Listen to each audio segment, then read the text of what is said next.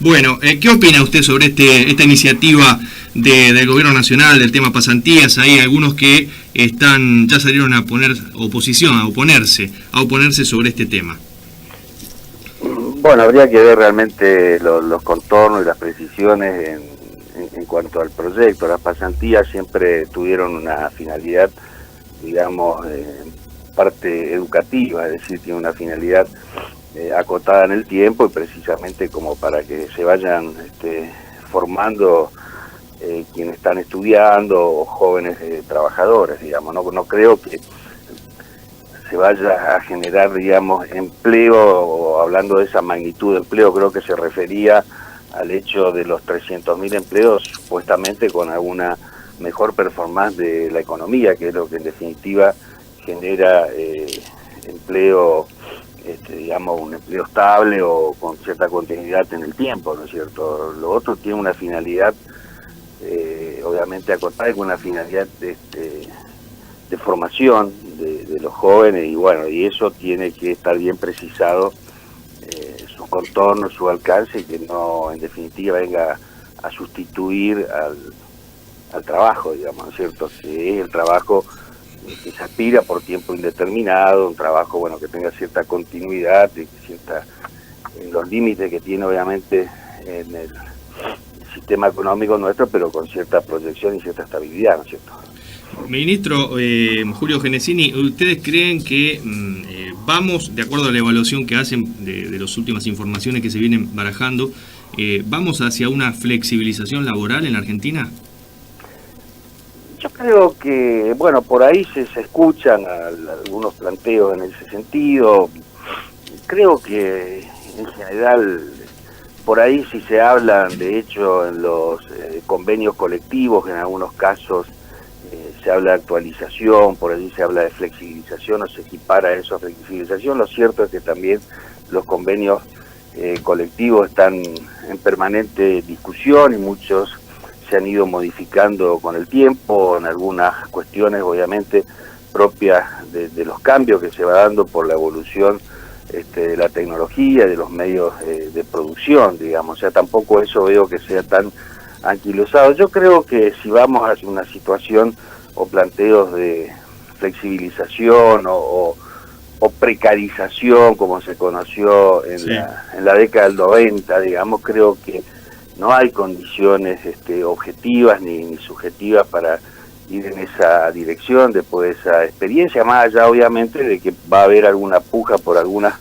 modificaciones y reformas, ¿no es cierto?, como hay siempre, pero a un escenario de ese tipo creo que es inviable. Nosotros tenemos que entender, si bien obviamente no hay cuestiones pétreas, sino que toda institución jurídica, todas las instituciones laborales también pueden ser susceptibles de ser revisadas. Lo cierto es que hay dos conceptos en general que han cambiado toda la discusión en relación fundamentalmente a la competitividad. Una es lo que se denomina la competitividad baja, que es sobre la base de ir precarizando las condiciones de trabajo, los sueldos, y eso daría supuestamente una ventaja comparativa o competitiva al país en el mercado internacional. Eso se ha demostrado ya su fracaso, porque siempre va a haber un país que en definitiva está dispuesto a precarizar más sus condiciones laborales, a bajar sus salarios, para en definitiva tener una mayor proyección en el mercado. Lo que tenemos que apostar es a la competitividad que se denomina alta, es decir, con trabajo decente, con buenos salarios y con alta productividad, de modo tal y calidad en los productos, de modo tal que esos productos sean convalidados en su precio por su calidad a nivel internacional. Nosotros tenemos una economía, por ejemplo, como Alemania, que no se caracteriza precisamente por tener salarios bajos, ni una economía que no tenga un poder sindical fuerte. Fíjese que allí participan los trabajadores en las ganancias de la empresa y en la dirección de las empresas, y sin embargo han logrado tener una industria altamente competitiva sobre la base de la incorporación de conocimiento, de productividad y calidad, y sus productos, maquinaria fundamentalmente, tienen una presencia en todos los mercados del mundo, y los que la compran la quieren precisamente y convalida su precio por su calidad, no nada más que porque son más baratas, digamos. Creo que en parte hay que entender esos fenómenos y ver realmente cuáles son nuestras posibilidades sobre la base de ir mejorando nuestra productividad, digamos. Julio Genesini y Cintia Gómez Arrudo los saluda. Buen día. Buen día, ¿cómo está usted? Bien. Le consulto, con este tema de que se está viviendo del problema que hay con el descanso dominical, ¿qué va a suceder, qué cree que va a suceder en los próximos días?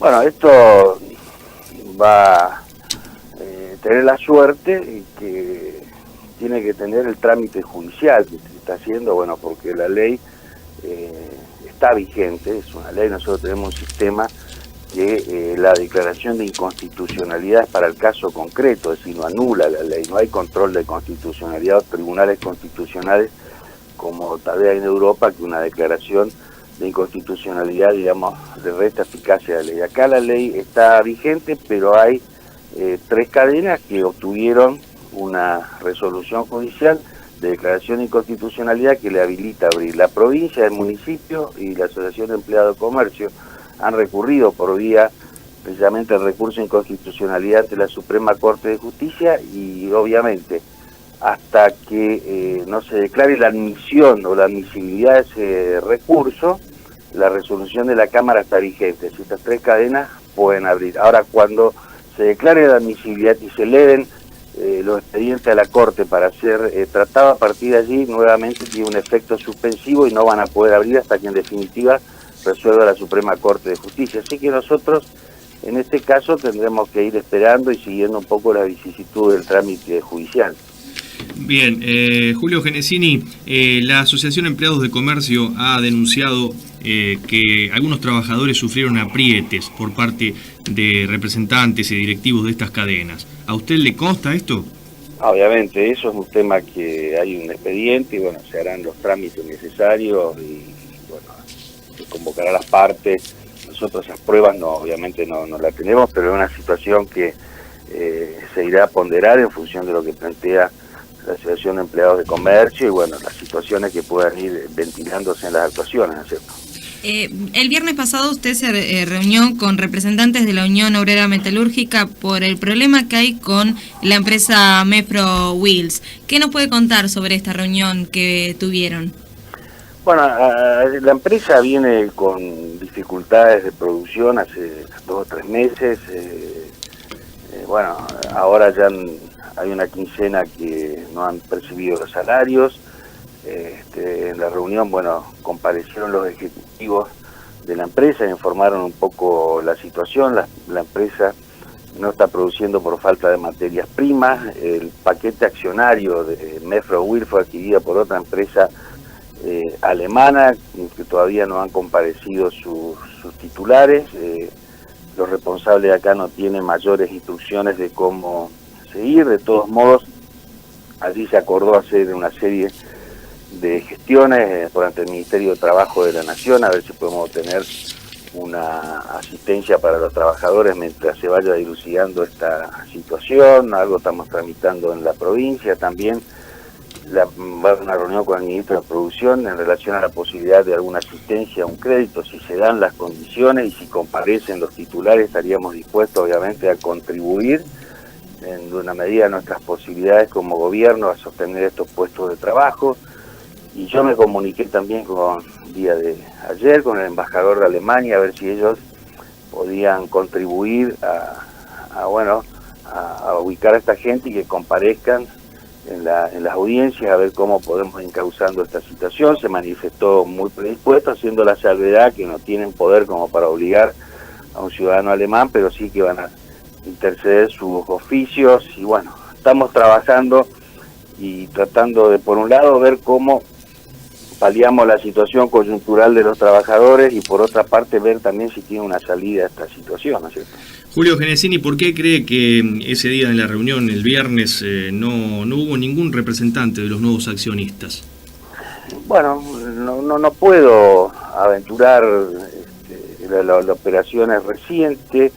Nosotros nos comunicamos con un estudio en Buenos Aires que había operado o intervenido en la operación. Nos plantearon precisamente que ellos no tenían representación, sino que operaron nada más que como asesoramiento en la transferencia. De todos modos, bueno, solicitamos que transmitan esta situación. Yo no puedo aventurar cuál es el motivo, pero entiendo que no es una buena señal. Yo se lo transmitía a ese estudio, se lo transmitía también al embajador. En todas estas situaciones siempre es muy importante la predisposición de las partes, el hecho que, bueno, se sienten a conversar, que vayan transmitiendo cuál es su intención.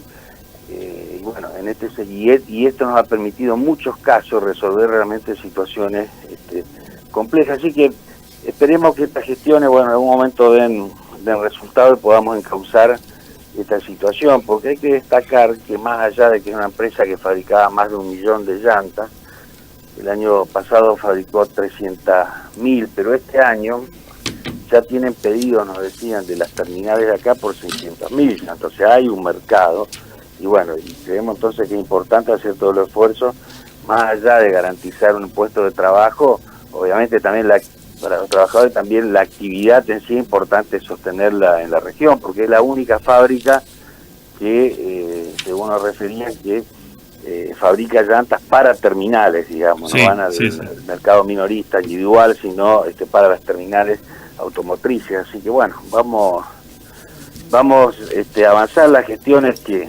acordamos la semana pasada que había que llevar adelante. En general la estamos ejecutando, veremos qué resultados pueden tener, ¿no? Julio Genesini, por último, para dejarlo tranquilo, ¿qué índices se registran de trabajo negro en la provincia? ¿Se sabe? Sí, se toma por aglomerados, por las mediciones que se hacen por Gran Santa Fe y Gran Rosario. En realidad estamos alrededor de 30 en Gran Santa Fe y creció en el Gran Rosario, que estamos un poco arriba de 32. Siempre estábamos alrededor en general de 30, un poco por debajo. De todos modos veremos las mediciones sucesivas, porque como se interrumpió las mediciones del INDEC en determinado momento, bueno, y ahora se están retomando, hay que ver un poco como para ir extrayendo una conclusión de la evolución, ver cómo avanzan en los distintos trimestres, digamos, pero un poco más del 30% del trabajo informal. ¿Y cuáles son las medidas para solucionar esto? ¿Cuáles creen? Bueno, acá es donde estamos, y también habla el nuevo ministro de Economía.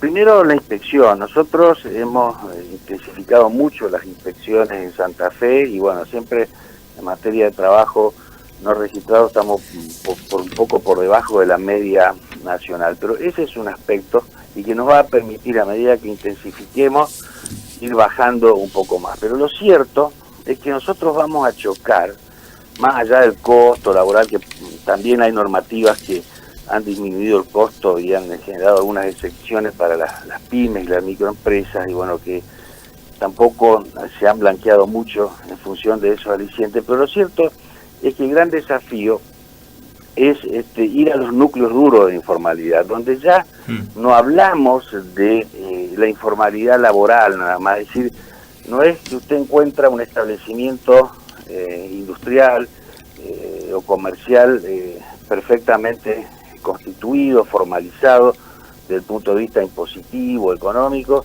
y allí hay trabajadores informales, sino que usted se encuentra con prácticamente la actividad informal. Y es allí donde se presenta el mayor desafío, y la Organización Internacional del Trabajo está pidiendo que se ponga la mirada en ese tema por una recomendación ya del año 2015, en el sentido de que usted va, por ejemplo, a ciertas actividades, los hornos de ladrillo, supóngase la pesca, y muchas actividades así de subsistencia, por más que uno vaya y haga una inspección, hay toda una tradición de funcionamiento, donde toda la actividad se realiza en forma informal o en negro, y así como otras actividades donde hay mucha gente que trabaja. Allí es donde el Estado tiene que acercarse, no solo a hacer la inspección que hacemos nosotros, sino ver cómo se sientan las partes, se discuten nuevas normas, se facilitan los trámites y se genera un blanqueo de toda la actividad. Y en esquema es que se van a blanquear los trabajadores. Usted no puede pretender tener un trabajador en blanco en una actividad negro, digamos, esa sería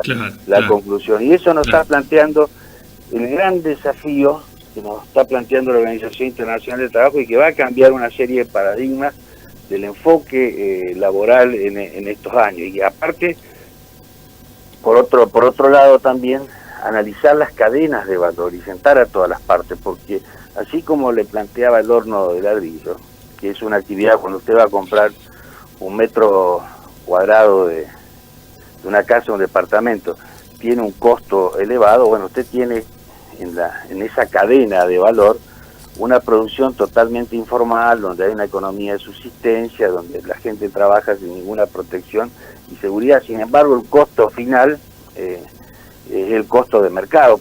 La industria textil también hay algunos renglones de informalidad muy fuerte en esa cadena, en ciertos talleres. Sin embargo, cuando usted va a comprar una ropa ya puede saber, digamos, el costo que tiene, que es un costo elevado. Ahora, allí es donde hay que formalizar todas las cadenas y, bueno, eso va a exigir toda una nueva mirada. Yo creo que por ahí hay que intensificar el trabajo del Estado provincial, del Estado nacional, y no solo ver una parte, una fotografía, porque se van a dar situaciones donde, por más medidas que se tomen, la realidad indica que persisten, digamos, bolsones importantes de informalidad, como ha ocurrido en otras épocas y con otras leyes que se reiteran. Creo que por allí hay que avanzar. Bueno, en opinión mía también es una cuestión que está ya muy arraigada como le digo, en la Organización Internacional del Trabajo y en muchos actores del mundo laboral, ¿no?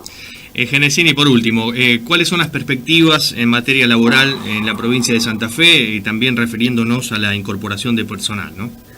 Bueno, nosotros veníamos, más allá de todos estos temas puntuales que tenemos, y bueno, veníamos de transitar un año con algunas complicaciones, con emergencia hídrica, con un cambio institucional de medidas económicas, fiscales, y bueno, en ese contexto, en Santa Fe en general, hemos mantenido el empleo. Creemos que cuando tengamos los datos finales del 2016, lo que es el empleo registrado en Santa Fe va a evidenciar un leve crecimiento, digamos. Creemos que en el contexto que se dio y cómo empezamos el año y por allí las visiones que se planteaban en relación al empleo y sobre todo lo que ha ocurrido a nivel nacional, nosotros un poco hemos tenido alguna diferencia en Santa Fe, que yo le atribuyo por un lado al gran diálogo social que hay entre todos los actores, a la gran inversión pública que hizo la provincia cuando en otras provincias se paralizaban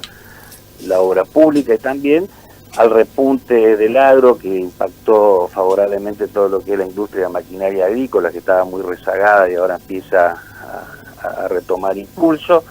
Y bueno, también la obra pública que hizo el gobierno impactó en la construcción, pero también en gremios o actividades que son un poco tributarias de la construcción. Eso nos dio un escenario donde, aparte, la economía, a diferencia de otras provincias, tuvo un crecimiento de más de un punto en Santa Fe, y nos dio un escenario donde terminamos el 2016 con, bueno, una situación de calma en cuanto a conflictos en general, digamos, y de contención del empleo. Para este año teníamos las perspectivas de una mejor performance económica, un poquito mejor, pero bueno, ahora también se atraviesa toda esta situación de la emergencia hídrica, cuyo impacto real todavía no podemos medir, porque bueno, eso se está evaluando por los organismos técnicos y tampoco ha terminado todo este proceso, así que en general, de todos modos, nosotros veíamos, digamos, una perspectiva positiva, sobre todo porque